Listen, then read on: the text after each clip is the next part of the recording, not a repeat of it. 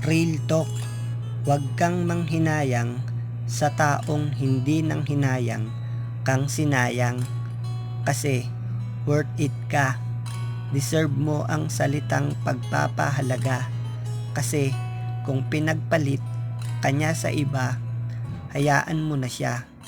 Huwag mong siyang habulin kung binasura ka na niya. Kasi para saan pa kung ilalaban mo pa yung kayong dalawa, kung alam mo namang tapos na. At ito lang ang masasabi ko sa'yo. Hindi kasalanan ang bumitaw. Baka hindi lang talaga siya yung tamang tao para sa'yo.